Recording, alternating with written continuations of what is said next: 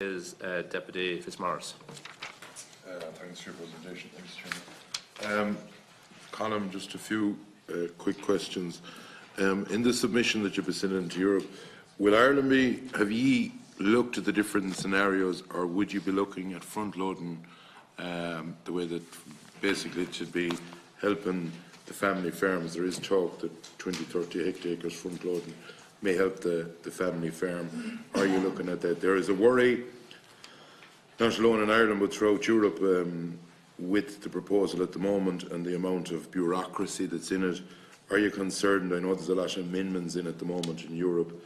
Are you concerned that the bureaucracy that will be involved in the paperwork with regulations and all that is making it more difficult?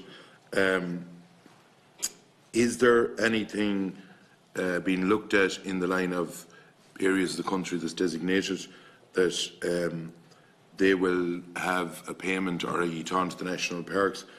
In my own belief is they should have their own budget, but in the line of young farmers, as been pointed out earlier on, are you're looking at new schemes, and I know that the EU is looking at new schemes of trying to get young farmers in, because as the chairman pointed out, we are losing farmers at an alarming rate throughout Europe. Is there anything being proposed in a loan scheme as well for those young farmers that may help them get money at low interest, that if they wanted to make their farm a bit bigger, that it may help them? Are you looking at anything in decoupling of payments in the line of for the suckler cow?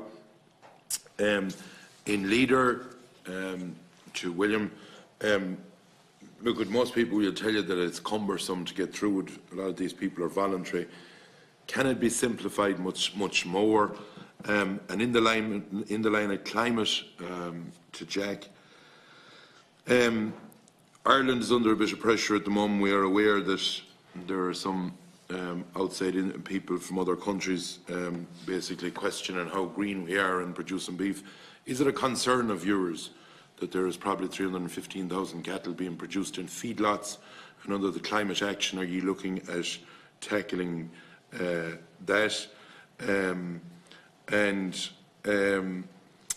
What other measures? I know that in the ecosystem, and I don't know, as a Colin or Jack that would look after would talk about this. What other, in Pillar 1 they're talking about this ecosystem or whatever they're putting in. What do they mean by that, or what way are we going to address that?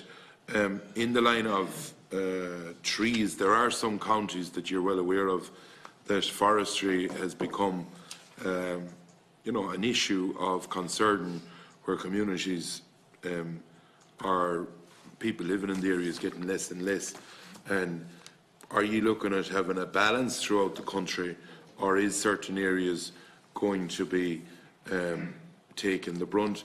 To Jack, in the line of climate that you're talking about, mitigation, why is it that we haven't talked about anaerobic digesters, or trying to promote them, which we haven't done in Southern Ireland? I know it has been done in Northern Ireland, in the line of climate.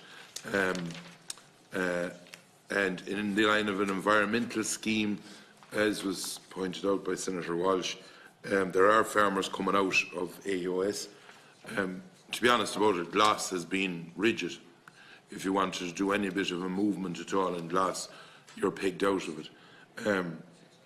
And it would there be a scheme envisaged that had been more flexible?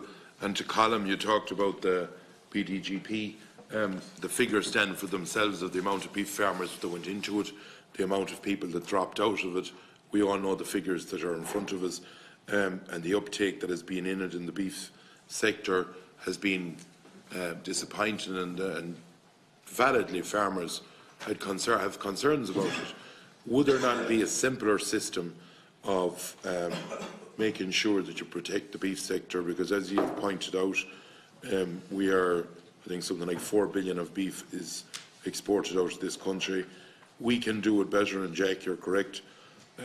Cutting down the rainforest while you have green grass in Ireland isn't the solution to solving the world. People are going to eat regardless, and I think there was reference made to a report last week. I think it has been discredited well enough, and one of the leads of that report is going around the world in a 20 million jet and exotic holidays, so I think that stands for itself. But are we